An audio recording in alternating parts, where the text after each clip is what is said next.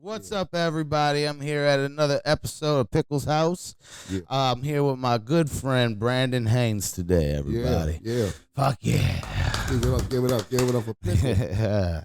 My buddy Brandon Haynes, he's a amazing stand-up comic. Thank you, He man. just started doing stand-up comedy and he hit the ground running. You know what I Thank you. mean? It was like one of those things where we were in the club one night and everybody watched a star being born Oh on man, stage. shit, It was great. It was great. shit. Yeah.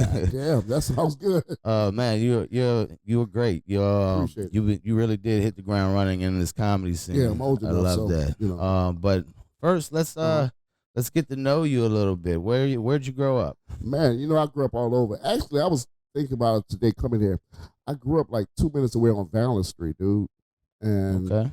there was no white people back in those days. Yeah. You had to import white people It off the West Street. I was right down like, God damn. was hard to import white Yeah. people then too. Exactly. But I grew up on Valance, and then we got a little money. We moved to the West Bank, and it was country as fuck. I grew up on right off Manhattan in Pebblewalk, like in Okay. the early '80s. I stayed in Pebblewalk when I was in rehab. I went to right on the corner. I went to rehab right on the corner, bro, and there was a there was a halfway house when I Yeah, I graduated, never and knew that. went to my halfway house and lived in Pebblewalk for Yeah. a little while. So we lived in Pebblewalk back in the early '80s, dude. It Okay. was country. You used to see deer running down Manhattan. It was Yeah, crazy. it used to be woods on the Yeah, West yeah, Bank, a lot yeah. of woods. Remember that bus they used to drive down Manhattan on Manhattan? It was like one red bus, and it was old school. That might have been before my time, I brother. keep forgetting I'm old as shit, right? and so yeah, man. So I grew up on the West Bank, then messed around and went to St. Aug. So I was all over the place. Pontchartrain Park. My grandparents stayed in Pontchartrain Park. So I was just all over the place, dude. Did you have a single parent household? Yeah. That was the thing. Yeah, I had a All single right. parent household. Your so, mom yeah, raised my you? mom. Yeah, my mom raised me, and shit. My dad, he lived in Pontchartrain Park. When he split out, thank God he left. But when he left, he was moved to wild? Pontchartrain. They just had a bad relationship. Like Yeah. I remember when they finally broke up, people were calling me like, "You all right?" I'm like, "Fucking right, I'm all right. I'm happy they ain't fussing no more Right. and shit." But but it was for the best. But he stayed in Pontchartrain Park, so I was between his house and the West Bank and stuff. But primarily on the West Bank, dude. West Bank was the shit back in the days. He still is. Oh, Still yeah. is the shit. People hate on the West Bank. I love it. I know, yeah. We quick to hit on the West Bank. Dude. I had a whole crowd of people hating on the West Bank last night. It was, Oh man, dirty bastards. I was the only one from the West Bank. Where I was like, you know what? Damn, man, represent. I'm good with being the only savage in the Yeah, room. You yeah. know. I loved it over that, man. Back in the days, Don Carter's going up to the bowling alley, Bell Promenade Mall. You used to go to Rainbow Lanes. Yeah, I used to Yeah. all that shit. Oh, Bell Promenade, Rainbow Lanes. I was a Don Carter's guy though. Bell Promenade was awesome, dude. I remember Bell Ooh. Promenade. You remember the arcade? The arcades, dude. That Yeah. building is cursed. Yeah, That dude, there's nothing can survive in that building exactly. Nothing. after the arcade. It's Right, crazy. It's cursed. Too many spirits in there. There's Too many spirits. My mom used to drop me off, dude. Like shit, like on Bell Promenade, like on Saturday, like around 2:00. If she come pick me up at 10:00 that night with $20, and I would have the time of my life, dude. You- This fucking time of my life. a long dude. time ago, $20 was a Oh, lot dude, of money, you bro. thought you had money, bro. You were blessed to Yeah. get $20 for you. Dude, I was happy to get $5 when I was a kid. But yeah, it was a shit back in the days, man. We had some good days. Yeah, what was your favorite thing to do growing up? What were your hobbies? Man, I was playing football. I had I was a street football legend, but I couldn't do organized sports, because my parents they didn't have no money, and so they would Yeah. they brought what suicide football equipment is. You got the real football equipment, you got the fake shit. So they bought me this fake football equipment. Fake And I- football equipment? yeah, it What's was like- fake? I It know, was I like know. the Atari shoulder pads and a Okay. fake ass helmet. And I went out there thinking I had like real equipment. Yeah. That motherfucker cracked my helmet. Oh, no. I used to do that cross the bow shit back in the day. Yeah. Man, motherfucker cracked my helmet. I went home and my dad was like, I didn't tell you that shit was real. So I would just, I like to hang out in the neighborhood and play football. And then I got into video games and computers real hard, man. I got into that. Like I was like the only person back in the days with like an Apple computer, like an Apple II. How old were you? Like, oh shit, probably about 12, 13. 12 It or was like 13? 84, 85. I remember. Yeah, that. when the first computers can box ones, huh? Yeah, yeah. Yeah, the big ass box ones and stuff. And I had one. Like, that was my first computer too, bro. Yeah, I used to play Snake on that bitch. Yeah. Snake was the shit. I wish I would have learned programming because we would have been fucking billionaires by now. Yeah, I was just I always had a little nasty mind and stuff. Yeah. My first handle on the internet was Fast and Hard. It was A teenager. I was a child, bro. Fast and Hard. Remember the AOL chat rooms? Yeah, Oh man, I do. You could talk. in there. You could talk to anybody across the dude. world, There used to bro. be people, and they used to come to New Orleans, and it was just crazy, dude. I went out of town. It was crazy, dude. It was crazy back in those days, man. But it was some good times, So that was my thing as a kid, playing sports around the neighborhood, nothing organized. How were you in school? Man, I was a good C student, dude. I made the honor roll once. I went to St. Aug, right? And I made the honor roll once. And I was surprised. Like I thought my teacher was lying. Yeah. He was like, "Haynes, you made the honor roll." And I'm like, "Why is he fucking with me, man? Why you fucking? Why you picking on me? Dude? I come to school to do the bare minimums. Yeah. To get done. So I was like a C student, and of course, my mom had because they were paying like tuition. And they were paying like $200 a month back in the 80s. Dude, that was a lot of fucking money. Yeah. And so, they was just, mad all the time and shit like that. And that's what made me get the National Guard because they bitched and complained so much. National Guard? Yeah, I joined the National Guard, dude, after high school. And almost went to Desert Storm. That's a whole nother story. But yeah, We got a little time. yeah. And so they paid tuition like all my life at St. Aug. And so when I graduated, I was like, I don't want them paying for shit. I'm going to join the National Guard and let Uncle Sam pay, right? Yeah. So the recruiter was like, well, you could join, man. We haven't had a war in 20 years. I'm like, yeah, you're right, dog. You're right. As soon as I joined, I go to LSU, guess what happened? Desert Storm kicked off. As soon as it happened. As soon as I got back from basic training, I'm at LSU having a great time. Seeing Shaq, Chris Jackson, all of them. You was there when Shaq was there? Yes, sir. Stop it. Yes. You were at every game, I was drinking a lot. But I was at this classic game, LSU versus UNLV. I was at that game. It's like an ESPN classic game. Yeah. And I remember that game. It was crazy. Chris Jackson was hitting from the half-court line. Just, damn. Bam, just killing it. And I remember I saw Shaq in a dorm. I was sitting in a chair like this, and he walked by, and I got dizzy, dog. I'd never seen a human that big, dude. Right. He was slim, and he was like going to pick up chicks. Slim Shaq. Yeah, Slim Shaq. And funny story, we were like, in college you don't have no money, especially on weekends. You broke your shit. Yeah. And so me and my boy Dave Burnett, we were in the store, like getting pennies to get a 40 ounce. We were gonna split it. Okay. Like our last change. We had went to rallies and got like a hamburger and split it with extra lettuce and shit. Yeah. Extra lettuce. Yeah, just to make it go by. And he pulled up in this Explorer. Shaq pulled up in this Explorer. And he had all these speakers in the back and shit. And he was like, hey, what y'all getting? And like we were all young. So he was underage and we were all underage. And he bought us like 2 40 ounces. And we were like, thank you, Shaq. Like me and Joe Green. Leaving the scene. Hell yeah. And he was cool, dude. He was cool. But Shaq bought you a 40 ounce? Sorry about him. Shaq bought me a 40 ounce, dog. I wish I still had the bottle inside of this stuff. But he was cool as That's better than me. I just had the wino outside the liquor store. Exactly. I buy you a 40 ounce, you buy me a 40 ounce, dude. Yeah. Man, but it you was had some good Shaq, times. bro. Shaq contributed to my alcoholism. But Shaq was the man, Chris Jackson. But they had a team back in the days, dude. They had a team. And so I'm in LSU having a good time. Desert Storm kicked off. Boom. Now I'm in base. Now we got activated, but we didn't go over. We were like drilling and stuff like that to get ready to get over. We never went over, so thank God. We would have got killed. We was from Chalmette, Jackson Barracks. Yeah. We would have got killed. They would have killed us the first day. They would have killed us the first day over there. And we were artillery, and that was my job. And like I could have used that in the real world, like shooting tanks and shit. You was shooting tanks? No, we were like a tank crew. You were the tank crew? Yeah, you got to be in a tank? Yeah, it's called a howitzer. Holy shit. And it's bigger, it's like this. See, tanks shoot only certain miles. Like this howitzer can shoot like 10, 20 miles. And so that was my job. And I was a driver. So, it was crazy, dude. I always would, I loved the tanks when I was growing up. I was like, if I ever go to the Army, I want to be a tank I want to go back like for a weekend just to hang out. I don't want to do the signing I up. don't want to fight a war. I wanted to just go. Yeah, man, we got to I shoot can tell him a guns. joke now. Oh yeah, we got to shoot guns. Like you had your M16, get to shoot. He was talking shit all. It was like a roast session all weekend. Yeah. So it was a good time, man. So yeah, we had a good time, dude. You so you never got deployed. No. Thank God. You got an honorable discharge. Yeah, I got an honorable. What else? I should have stayed in, but I was like, nah, man. Like this, I'm gonna do something else.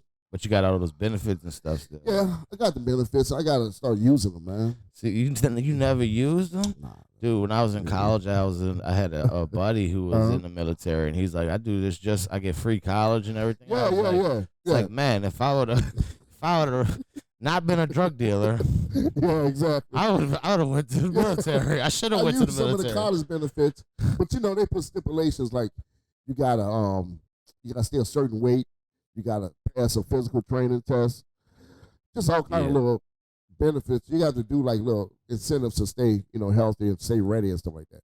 And of course, my dumb ass wasn't passing the PT test. Like you got to do like 50 sit-ups.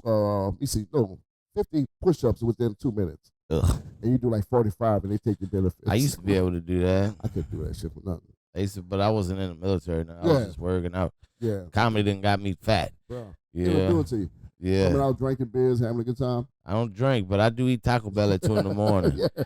I'll fuck up a strict Taco Bell diet. Cheesy gordita crunches for everybody. That cheesecake place over there get me stuck every time I come here. Yeah. Oh, that cheesecakes be so good. Man. Where? Right across the street. That no, what is that? The place across the street, not cheesecakes. They sell what is that? I'm trying to lose the taco weight. spot, the next spot over there. You got me going to fucking cheesecake land next. Yeah, they got some good stuff. They got wings and shit like that. Yeah, it'll hurt you. Yeah. 2:00 at night, dude. All right. So what did you do when you got out of the military? Well, I was still working. While I was here, National Guard, you do 2 weeks during the summer, a weekend, and once a week in a month. So and how old are you right now? Man, I'm like 19, 20 years old. Okay. Yeah, 19, 20. So I was working as a valet, valet at a hotel, the Westin Hotel, down by Canal Place. Say if you ever need anything, hit the valet. Oh, dude, it was so much drama and scandals. Dudes used to be stealing guns out people's cars. Yeah. They would go and I could say it not I guess the laws of time, but I won't get charged. But we would. Not we. I'm a Christian, but they would take credit cards. I'm out a of people's Christian cars. now. Yeah, but Me too. They would take credit cards out of people's cars, dude, and go like buy some shit out of Saks. Yeah. Get the credit card back. Oh shit. And so it wasn't like 2 months later people would call the hotel and be like, hey, somebody bought 500 polos on my credit card. It was crazy, and so. That's why I don't valet park my car. I could be at the best hotel or whatever. Yeah. Because they're thieves, dog. They're thieves. They're going to steal your chains. They're going to steal something.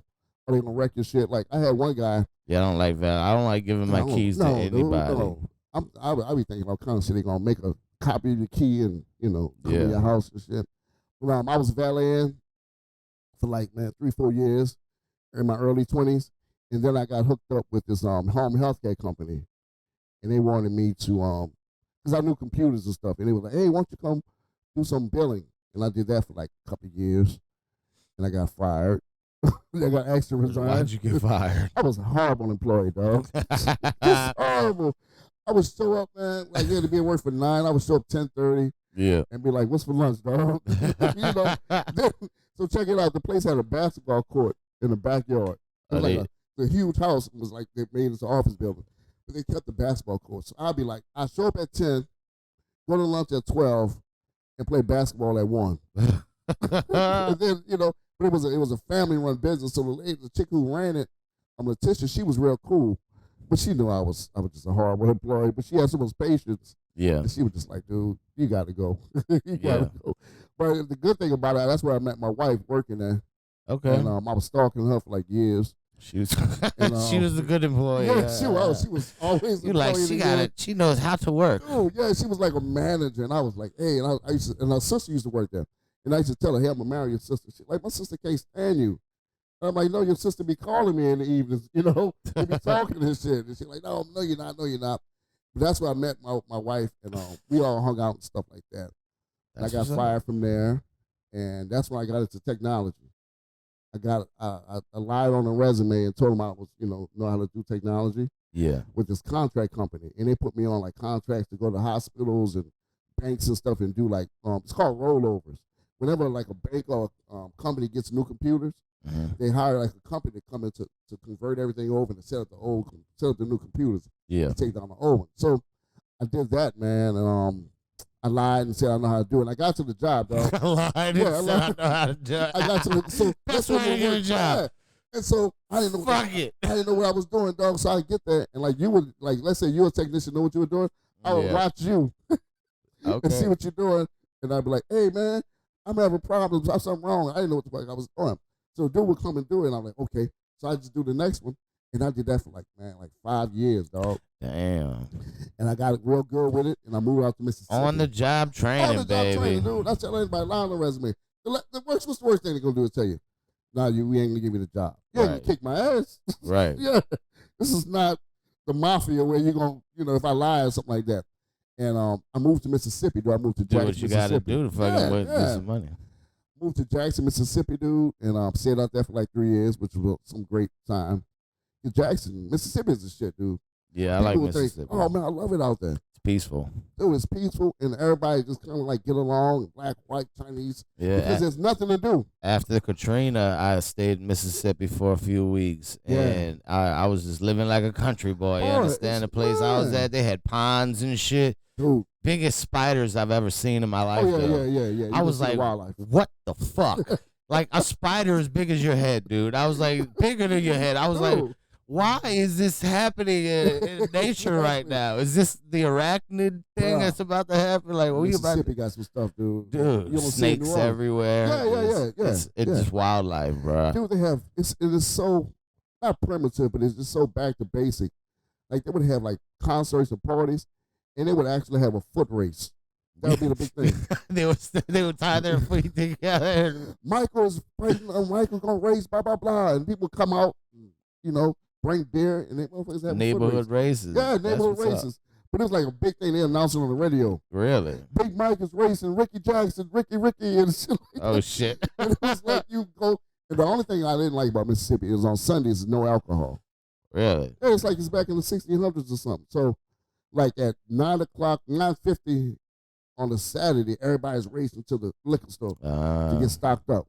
And then you had your bootleggers that were like hard shit. Hell yeah. And they call you on Sunday and say, "Hey man, you need me to bring something?" Nice. And I was like, what? Your bootleggers. That's the moonshine? Dude, but it was moonshine. But it was like regular alcohol because they know that you couldn't buy beer or nothing. And they knew who the alcoholics were or people that was partying. And they said, "Hey man, I'm gonna bring you a case. It's gonna be $40." They were like, "Damn, dog, for How real?" much is in a case? 12 beers.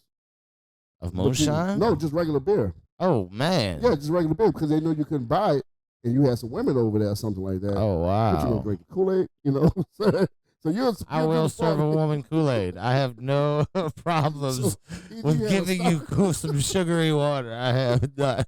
You had a stockpile, or you had to go to the bootlegger, man. That was just how it was, dude. What about weed? You ever smoke weed back then?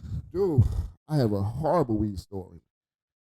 So let me tell you. Make sure you're talking into the mic. So my dad was a big weed guy all my life.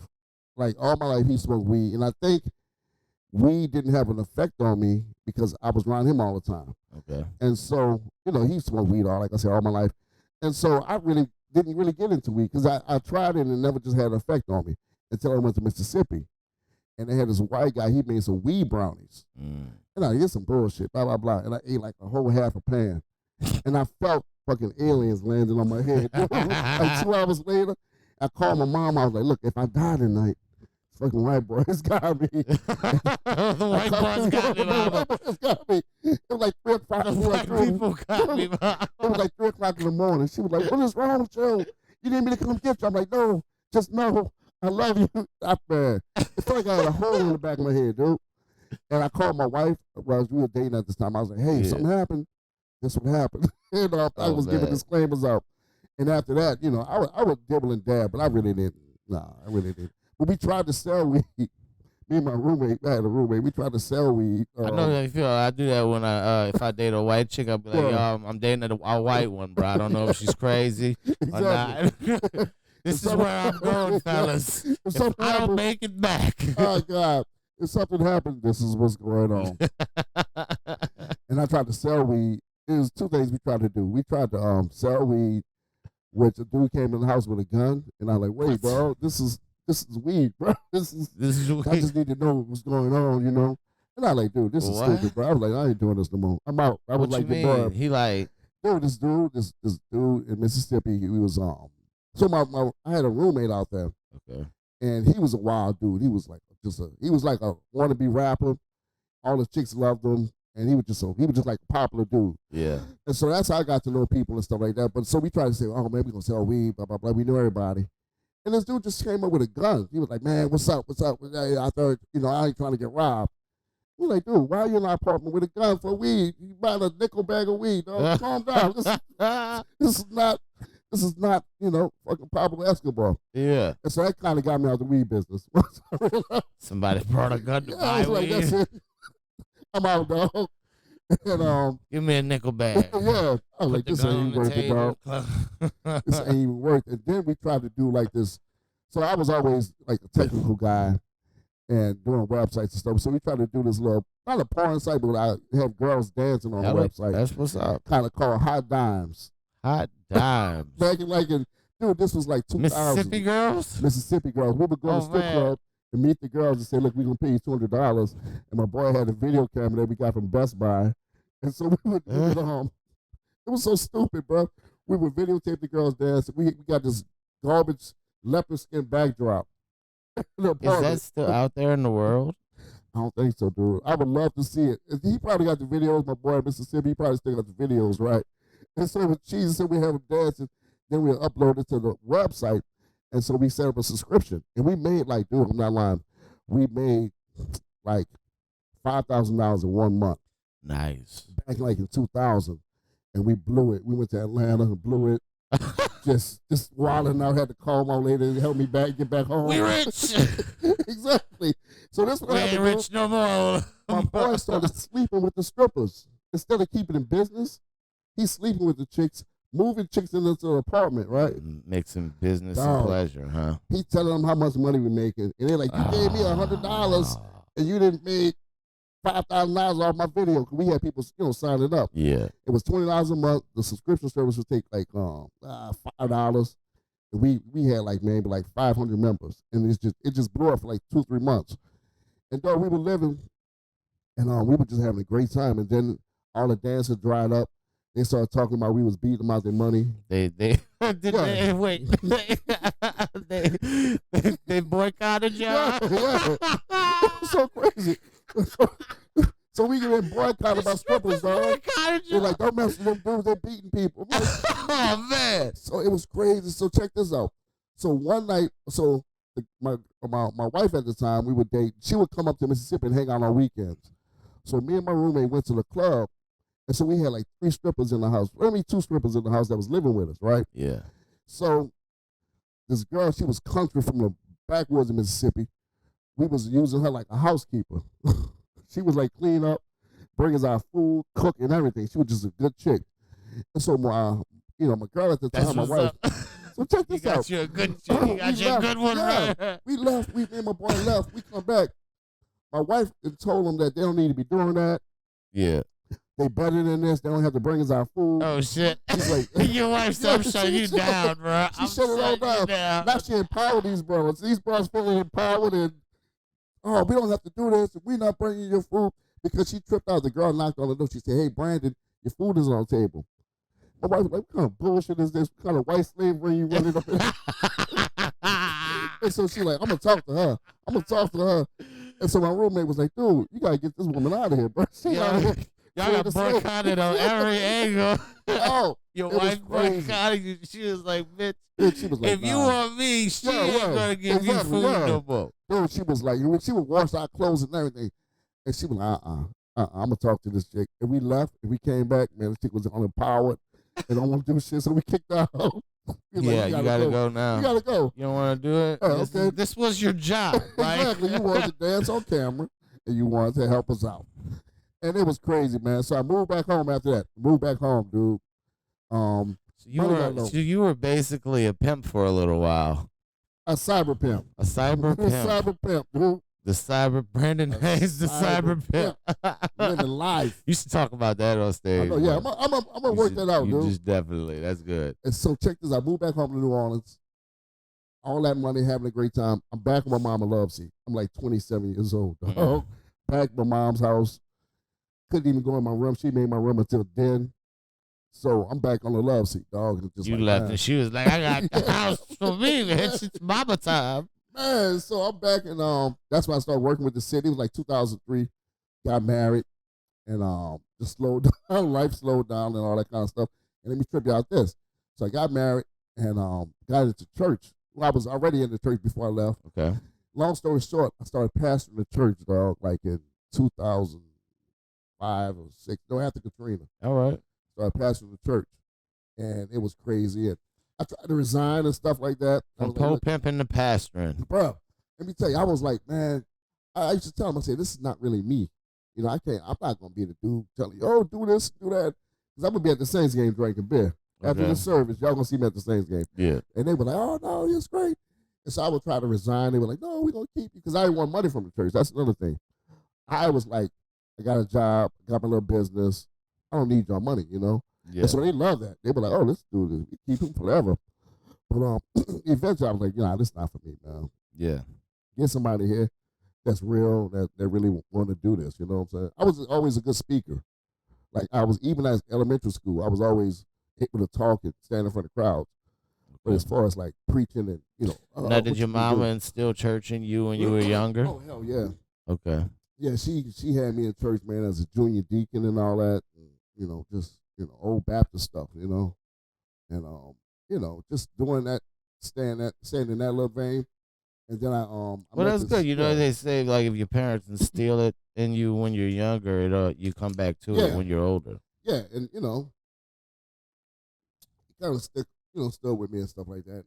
I still enjoy it. Like, we went to church last Sunday. We went to this white church, though. I like Black Baptist church where they holler at you. Yeah. We went to this white church, and it was real nice. Yeah. I listened to T.D. Jakes. Yeah, see, I like Jakes. If I was in Dallas, I'd be at Jakes' church. Yeah, I was listening to him before I got here. Yeah, he on fire, dude. We went to this guy called Church of the King, which is a good little church, But they don't holler enough. I need somebody to skate me. Get that blood flowing. Yeah. Hell yeah. Cuss the devil out. I need that type of vibe going on, man. So we looking right now. We looking for a church and stuff. Okay. You haven't messed with online? Every now and then, but it just don't feel the same. Yeah. My wife is she watches Joel Osteen every day and all that good stuff. I just, I need to be rock with Joel. One time I got into an argument with Joel Osteen over the internet, dude. Are you serious? Yeah, he posted something online, and I said, hey, bro, you don't come from this. You need to, don't you ever talk about this. And he was like, come here, dog. I told him Joel Osteen. This is in 2016. Uh-huh. And, God damn. He's like telling me, like arguing back with me.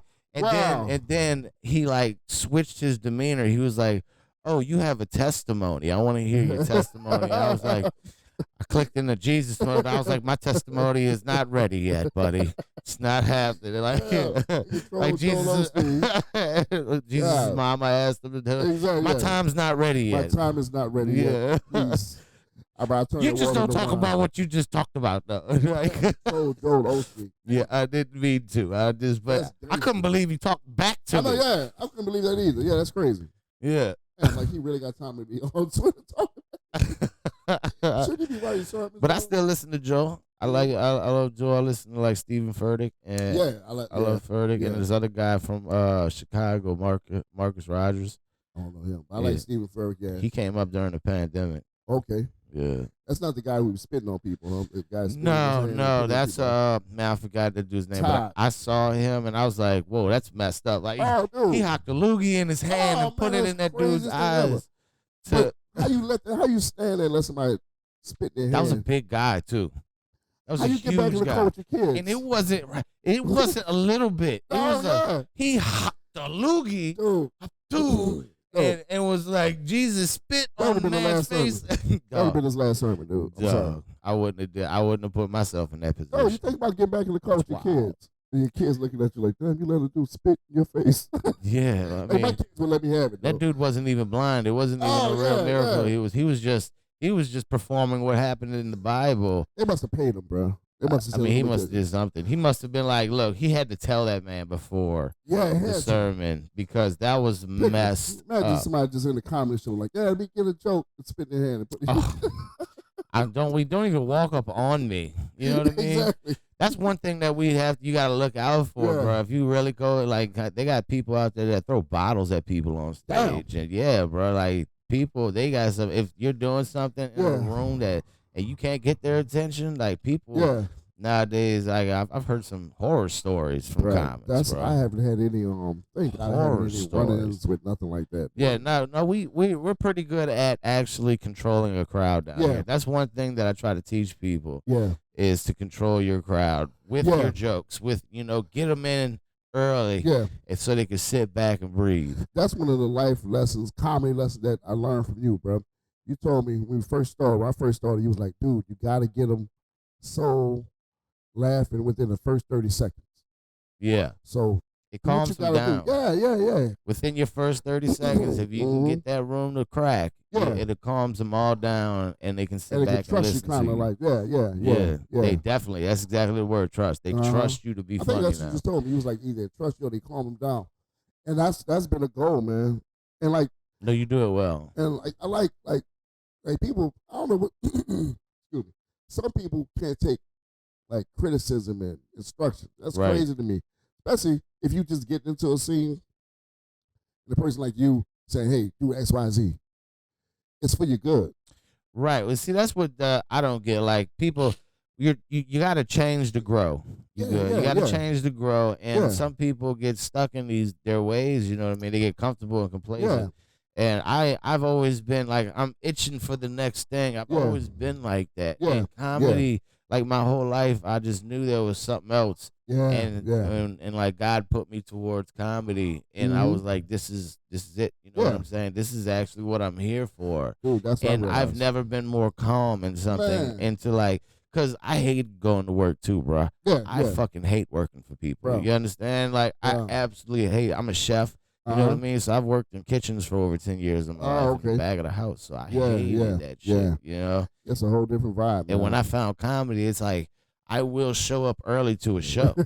I will go to work late. You know what I mean? I'll show up, and it takes everything in me to get up and get dressed and go to work and work for somebody else, like those girls for you, and make their nut. You know what I'm saying? Shaking it on a VHS camera. But with this, I'm here. You know what I mean? Yeah, it's a passion, man. It's a passion. Like I've been working for the city since like 2003, and it's a cool job because it's. I always tell people if I wasn't getting paid for it, I'd still probably be helping people with computers and stuff like that. Yeah, you know, so it's a chill job. But like I said, I had them jobs that suck, dude, and it's just like getting there, and you're dragging yourself. But comedy, man, I realized that this is what I should have been doing since 20 years old. You know what I'm saying? So let's get back to where you were. You go to you're at the church, but you're like, I don't want to do it no more. Yeah. All right. Yeah, so I'm at the church and I'm just like, okay, this is not who I am. And like everybody was saying, like I would post stuff on Facebook or have talking to people and they're like, man, you missed your true calling. You're supposed to be a comedian.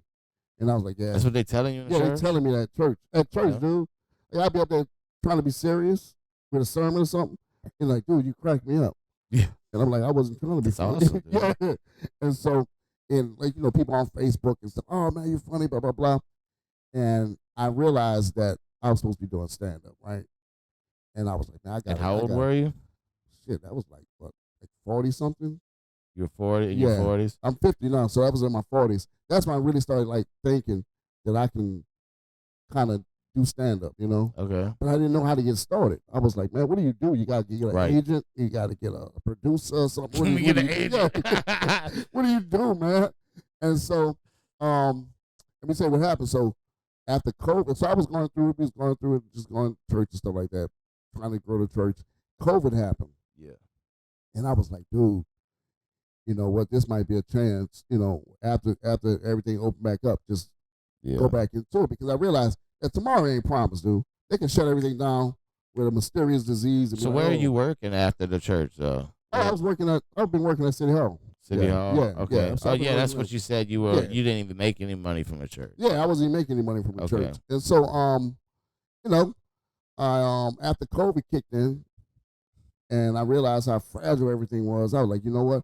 When everything opened back up, I'm gonna go holler at comedy, dude. I'm gonna go see what's up. And I went to Red Bean had his show. Yeah. And so I thought it was an open mic. Howlin' Wolf? Yeah, I thought it was an open mic. So I came in with my little jokes, 2 jokes and shit. And and when I said, hey, I want to get on stage, he was like, no. He was like, nah, this ain't no open mic. This is a book show. Like, so I'm calling my wife after the pandemic. Yeah, dude, I loved it when he came back because he came back strong. You know, we like me and Jorge were the ones who brought like the first shows back. Yeah.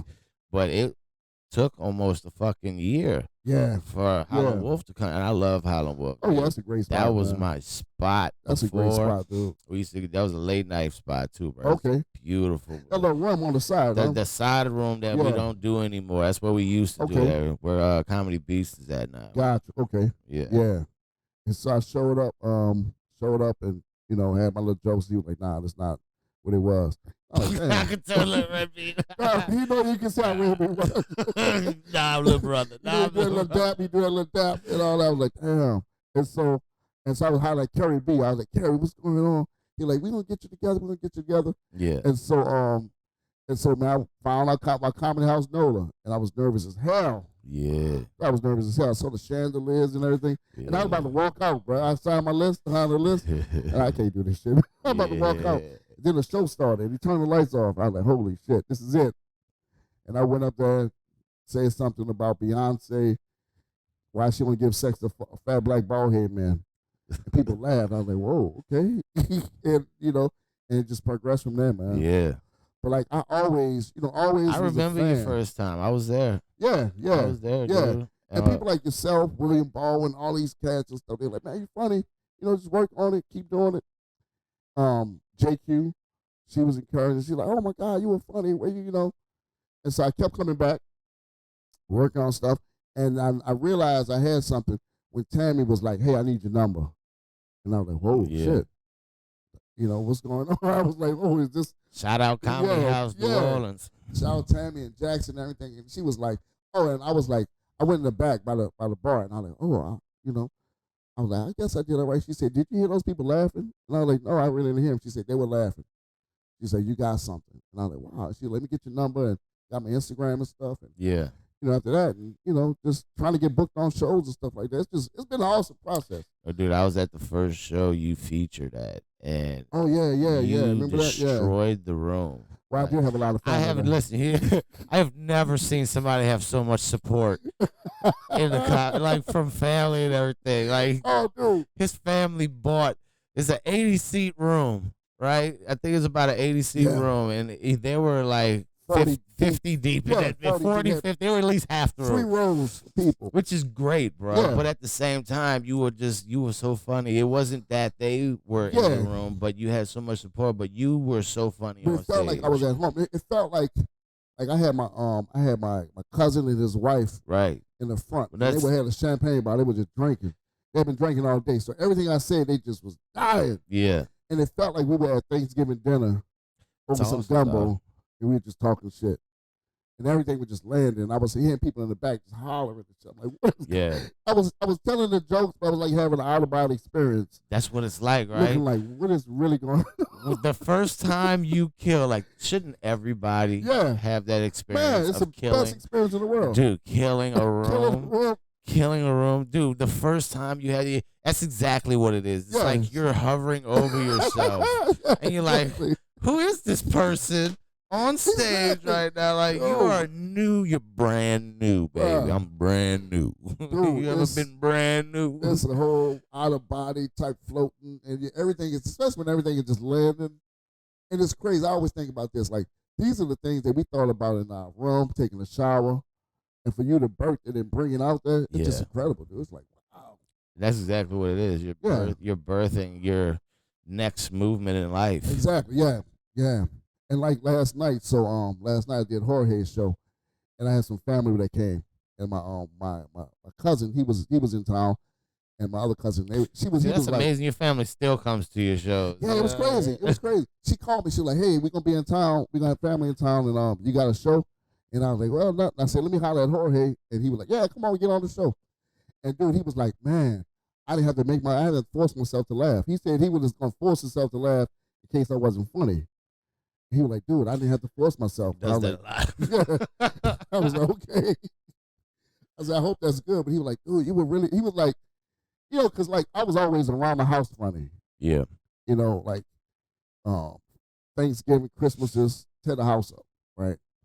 But for somebody to bring him, like you said, bring him from the house to the stage is completely different, dude. Yeah, people don't realize that a lot of, listen, I'm from the West Bank, and everybody is a comedian. Yeah. Everybody's a comedian. Exactly. You know what I'm saying? Yeah, but people really think they know it, because I grew up listening to comedy and stuff like that, you know, but everybody doesn't really know what comedy is until you step on that stage. Yep. Like, you don't know how much is going on at one time. Yeah. You got to control fucking a lot of people. Exactly. You know? Really, and like you said, one-on-one, like riffing and just BSing with somebody is one thing. Different, yeah. But when you got the light on you, you're in a hot spot. You know what I'm saying? It's like you put yourself in that position. Exactly. Yeah, that's the crazy one. Yeah, like I asked for this. Yeah. I signed up for this. And then you're like, all right, let's do it. You're in there, you know? Exactly. You can't back out. You can't back. My thing is this. I have a thing when I get nervous, I'm like, nothing can happen bad. Nothing can happen. The worst they can do is beat my ass up here. And nobody's going to beat my ass in here. So I might as well just let it fly, man. Just let it fly. And, and like when you come out to rooms and stuff like that, and some of the stuff might not land. Like, this is the perfect room to work out your stuff, This another is like, bar? Yeah, another bar. Yeah, another bar is the shit, man. Because let's take a second. Yeah, this podcast is sponsored by Another Bar, you guys. Shout out to Another Bar. If you're ever in New Orleans, come to Another Bar. I run a show every Tuesday night, and it's a great show, you guys. We have a lot of fun at Another Bar. You can come get some drinks and hang out. There's great food around the area, and just have some fun. Come to Another Bar if it's on Ferret Street. Come out here and have a good time. Also, let's do some promoting with you right now. Okay. So I have a show on April 30th with 30th. Jorge Velasquez at the Jenks Bar. It's right on what's that? At the end of the French Market. Yeah, it's right at the end of the French Market. It's a Saturday show. Come out, it's a free show, and we just have some great crowds, and it's a good environment. And then I have a big show that I host on the first Sunday of every month at Uncle Matt's in Harahan. Amazing show. I just headlined the show. He killed it. And dude, that's such an amazing room. He killed hecklers, he killed kids, he killed everybody. I step into a room. I get it in there, Man, that crowd is so awesome, man. Even though we had about 50 to 60 people, but it just felt. Dude, that room is amazing. Let me tell you. That is one of the best rooms in New Orleans. Man, I'm so proud of you, dog. Man, bro, you just you saw what we're doing, and you're like, fuck it, I'm gonna do this too, exactly, because you can't just. It's great to have I love Comedy House New Orleans. Yeah. It's great to be a club comic. It is the next level. I went from open micer to club comic during the pandemic. Gotcha, you know what I mean? Which is huge. Yeah. It's freaking huge in under 3 years.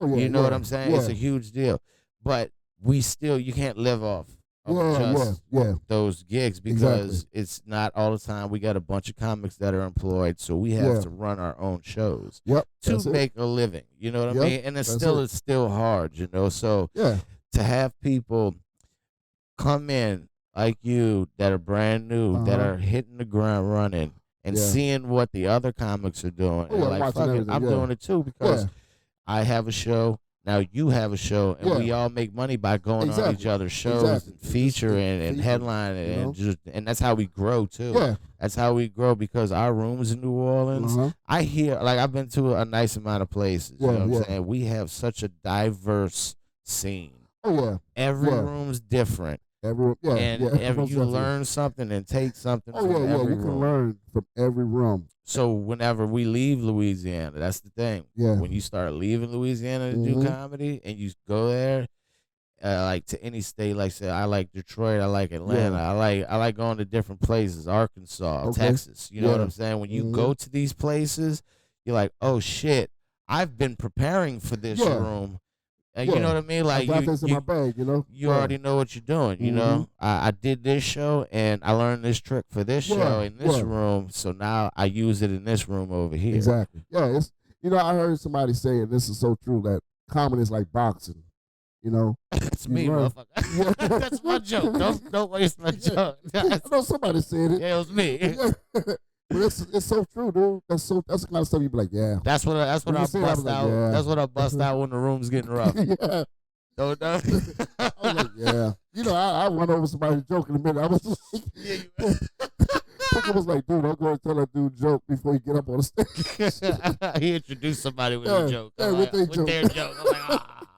Man, Pickle is like the professor. You don't really like the professor, dude. Oh, You man, and thank Kim, I'm trying to think, everybody, Jay Cosmo, all these cats that just give advice. Well, we're a family, dude. Yeah. We want to see us all Yeah, succeed. Because yeah. you succeed, we succeed. Exactly, bro. But at first, I was nervous getting that room in Harahan. I text you. I Yeah. like, dude, what you blah blah blah. I was like, dude, I don't know, because my thing is, I didn't know where I was. I was green. I didn't know how to set it up, the comics and stuff like that. You're running it great, dude. And And you were see, like, dude, just do this, blah blah blah. the I'm like, area okay. you got is great. Yeah, It's not a desert. rough It's area. comedy You don't desert. have to like pull teeth Yeah, to get people exactly, to yeah. the place. You know Exactly. what I'm People saying? feel comfortable. Yeah, it's a great, You know, great they environment. come out. They You- don't the worry about the car scene being that broken y'all- into. The scene y'all set for the comics is Yeah, great.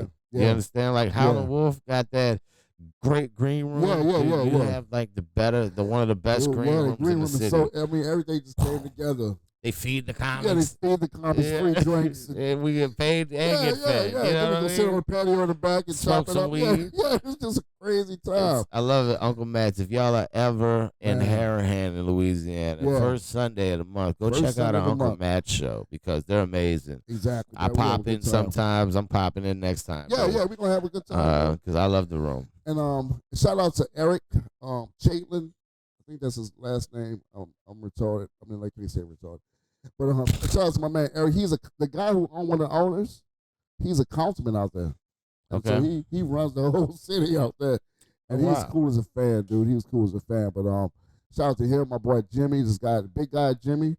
He's the one that hooked me up with Eric. He was like, man, I want you to meet somebody, blah, blah, blah. And it's a great scene. Is there another show starting in Harahan? There's a Nature Boy has this little thing that not a little thing, but he has a show that he does at another at a bar out there. But I don't know what's going I on. thought I saw something. Yeah, a flyer. Yeah, he Um, does flyer. Oh, also I'm hosting a show April 15th. I'm doing like you did with the two shows 7 and 9 p.m. at Comedy House. Okay. I'm hosting Chris Anthony and DC Paul at 7 and DC Troy- Paul is headlining. Yeah, no, they're doing like the two shows. The 30-minute thing? Yeah, the 30 minute, yeah. It's a double headliner Yeah, show. double headline. And then at 9 o'clock we got Troy Duchesne and I can't think of the young lady that's after Troy. But she's a popular comedian. I know it's not Geneva, it's another African American lady who does comedy. I can't think of her name. Let's get back to you. How about that? Yeah. So really what made you take that little leap of faith to go to Comedy House, you think? I think, man, okay, so this will sound crazy, but I had two people that passed away that would encourage me to do it. And I felt like I was kind of honoring them by going to Comedy House. I had a cousin, Okay. my aunt Cheryl, she would always tell me every holiday, every time she see me, you need to go do comedy. You need to stop bullshitting Yeah. and do comedy. She would like be dead serious. She would laugh and she would put me to the side. She said, you need to stop bullshitting. Like, stop playing around and go do comedy. I was like, yeah, I'm going to go do it. I'm going to go do it. I kept putting it off. She Yeah. passed away. Then my uncle Bobby, he was like almost like a dad type figure with me. Yeah. Like, he would see me and I'd be like, oh yeah, I like that watch. He'd be like, oh, here you go. Like, $500 watch. Just give it to me. So he was always, he would always tell me, oh man, you got to pursue it. You got to do what you got to do. Because he was funny as shit. But he passed Okay. away and after that, I was like, dude, life is fragile. You know what I'm It saying? is. And I was like, dude, I'm just gonna do it. And you know, at first I was like kind of nervous and what people was gonna think, especially coming from the church background. Like, oh my God, they're gonna be like, oh, how you gonna do that? And I was like, you know what? Just do it. Let You the know, chips there in. is a Baptist church scene. Yeah, it is. Yeah, You could definitely do that. yeah. Maybe I was clean a it up a dude, little bit. a comic from Alabama. Shout out to Toulouse. He Uh-huh. told me that he was like, you should do because you've heard my Jesus jokes and stuff like that. Mhm. So I have a string, and he was like, man, you need to do Baptist Yeah, churches, and I was like, bring me in, bro. yeah. I don't know how to get Yeah. into that, bro. Yeah. I don't even Plug know me what to in. do. But I recently found out there's an open mic on the West Bank. That's a church open mic. Are you serious? Yeah, you want to go do it with me? Let's do it, dude. I'll Yeah, do let it. me know. Let me know. Yeah, I yeah. 'Cause will. I got some stuff that I can do. Yeah. But look, going back to what you were saying, you like people would encourage you. Yeah, people you encourage know, me, man. And when they passed, you were like, I'm That was like do a it light. to I was honor like, 'em. yeah, like kind of honor them and just and pursue it, man.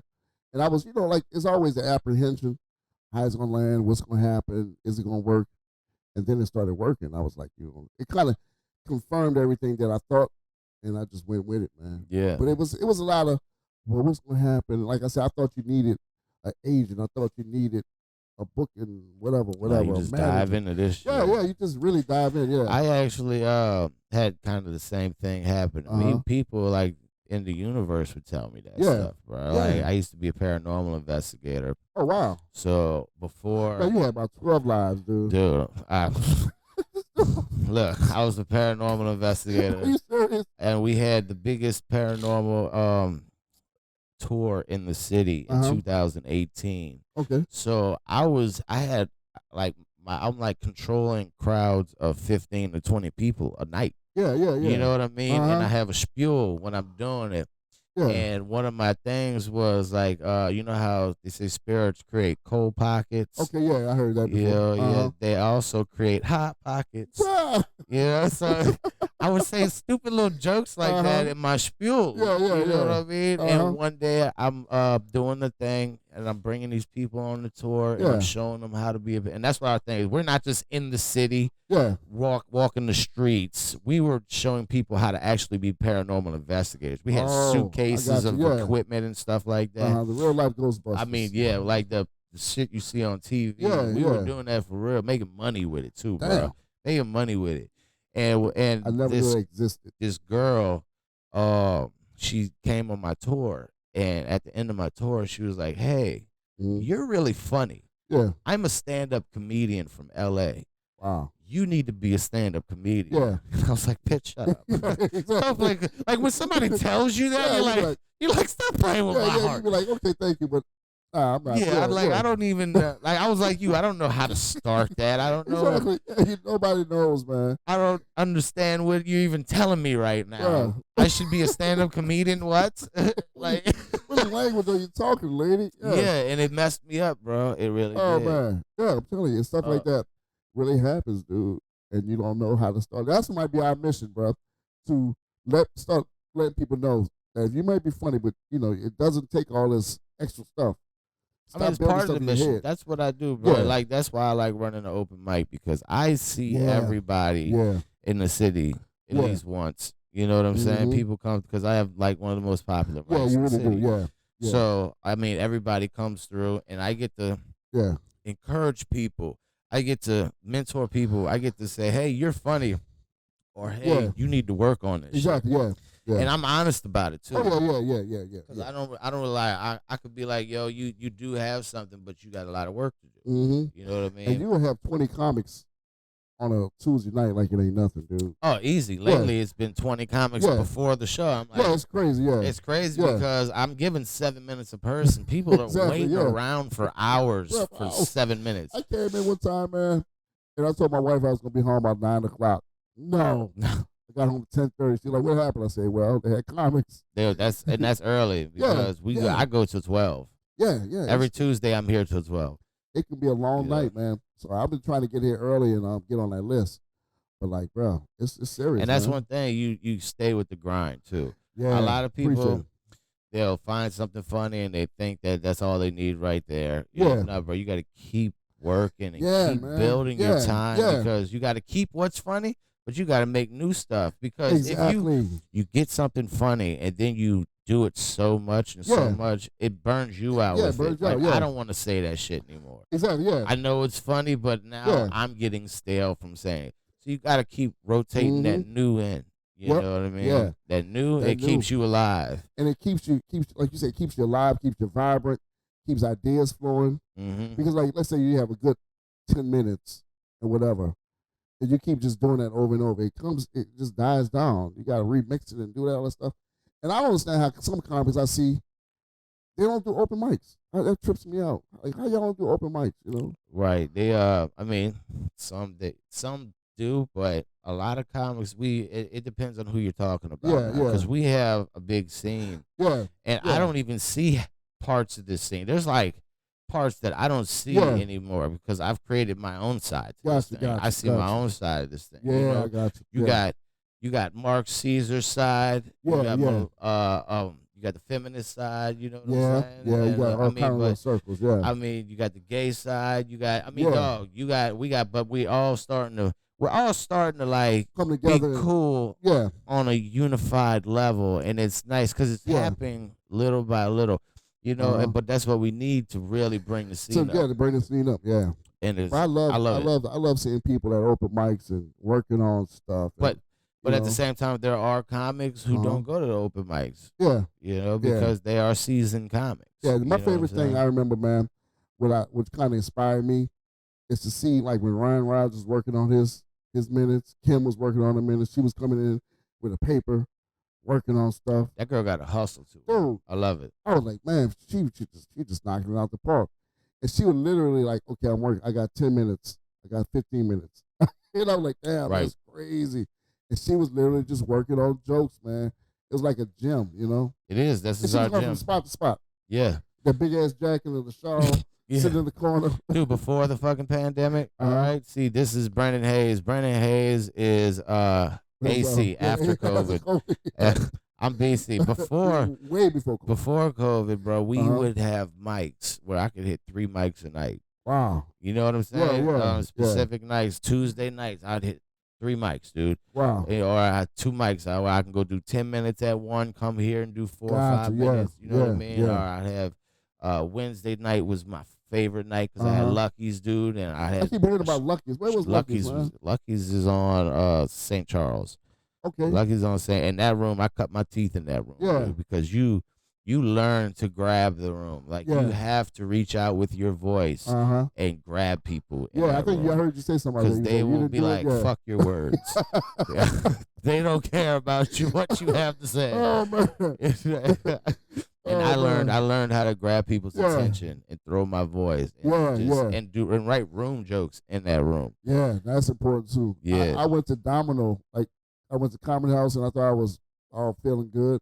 And I went to the Domino on Saturday and I damn near got ran out of there. Yeah. This dude was watching the game on his phone.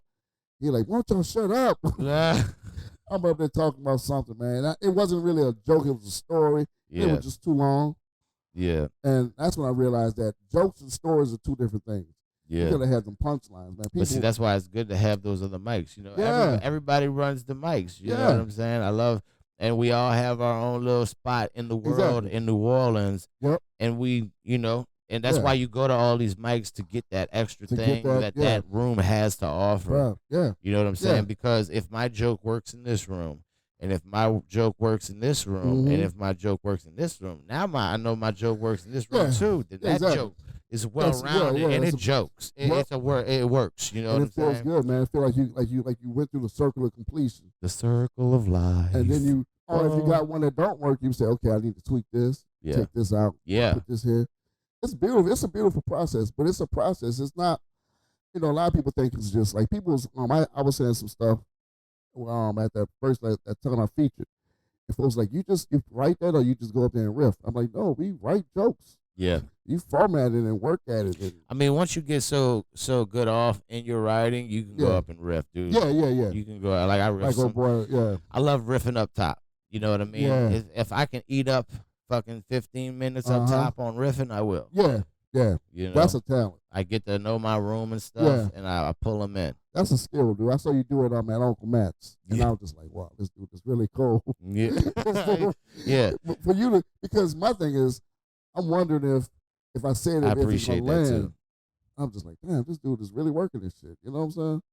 Because I don't wanna say something and then it don't work, and then I gotta, okay, that didn't work. You know? Yeah, I'm not afraid of all at failing anymore. Yeah.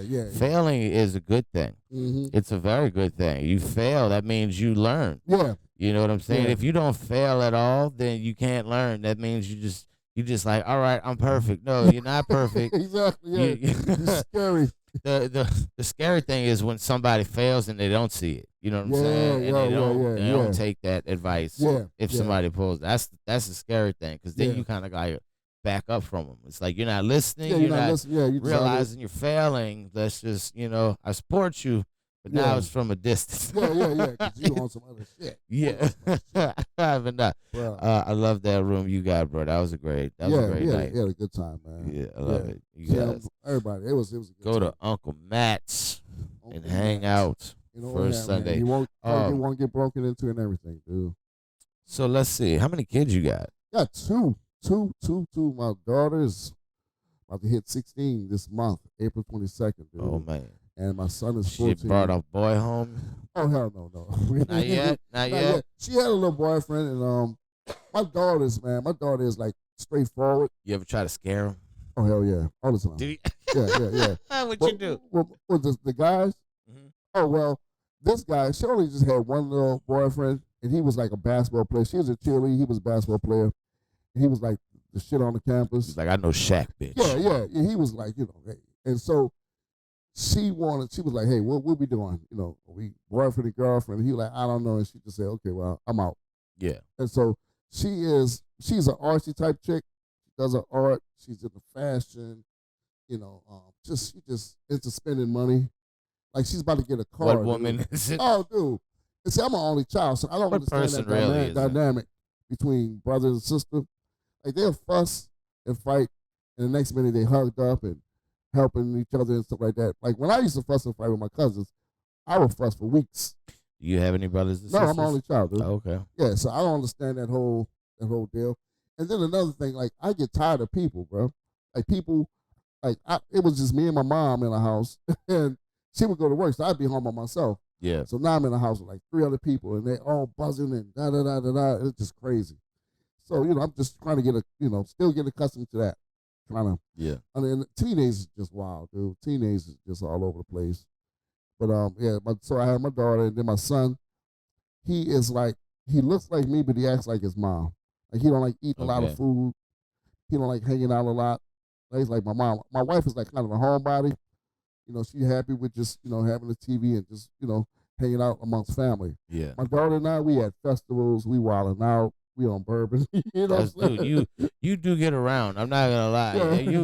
You are everywhere. You're like I'm trying, bro. You're at the French Quarter Fest. You're at the Ferret Street Fest. Yeah. You get out. You live life, daughter, and that's awesome, dude. That's awesome. That's her and I, man. We trying to, we out playing golf. We wilding out. You know what I'm saying? About to go your daughter plays golf too? Well, my son is the big golfer in the house. My son is the big golfer, but yeah. My son is the big golfer, but she got into it a little bit. But she likes to come out and hang out, you know what I'm saying? But he's the one that we trying to push to get the scholarship and be the next Tiger Woods.